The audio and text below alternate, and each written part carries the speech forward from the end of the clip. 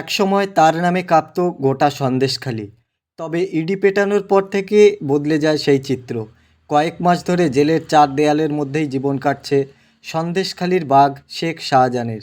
এবার তিনিই দিল্লি থেকে নিয়ে আসলেন এক খাস লোককে। তাহলে কি শীঘ্রই জেল থেকে বেরোবেন তিনি? শুরু হয়েছে জল্পনা। শাহজাহানের জন্য দিল্লি থেকে কে এলেন? রেশন দুর্নীতি মামলায় রাজ্যের প্রাক্তন খাদ্যমন্ত্রী জ্যোতিপ্রিয় মল্লিক গ্রেপ্তার হওয়ার পর তার সূত্র ধরে উঠে আসে শাহজাহানের নাম। এরপর তার বাড়িতে তল্লাশি চালাতে যায় ইডি, কিন্তু সেখানে গিয়ে হামলার মুখে পড়তে হয় তাদের। এরপরেই ঘুরে যায় ঘটনার মোড়। ইডি পেটানোর ঘটনার দীর্ঘদিন গা ঢাকা দিয়ে থাকার পর গ্রেপ্তার হন সন্দেশখালির বাঘ। বর্তমানে আদালতের নির্দেশে এই মামলার তদন্ত করছে সিবিআই। সন্দেশখালি কাণ্ডের মূল অভিযুক্ত শাহজাহান বর্তমানে প্রেসিডেন্সি জেলে বন্দী। সম্প্রতি তার জামিনের আবেদন খারিজ করে দিয়েছে বসিরহাট মহকুমা আদালত।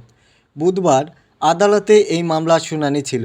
সন্দেশখালির এই দাপুটে নেতার আইনজীবী তার জামিনের আর্জি জানিয়েছিলেন, তবে তাতে কোনো সুরাহা হয়নি। বিচারক তার আবেদন খারিজ করে দিয়েছেন। মঙ্গলবার শাহজাহানের মামলা আদালতে উঠেছিল। সেদিনই তার আইনজীবী জামিনের আবেদন জানান। অন্যদিকে কেন্দ্রীয় এজেন্সি সিবিআইয়ের আইনজীবী এই জামিনের বিরোধিতা করেন। দুই পক্ষের সওয়াল জবাব শোনার পর সেদিন এই মামলার শুনানি স্থগিত রাখেন বিচারক। এরপর বুধবার শাহজাহানের জামিনের আবেদন খারিজ করে দেন।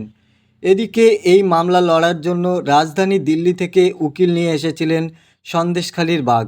এতদিন অবধি বসিরহাটের উকিল তার জামিনের মামলা লড়ছিলেন।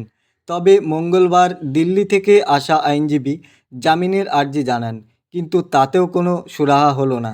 আগামী 19শে জুলাই শাহজাহানের মামলার পরবর্তী শুনানি রয়েছে।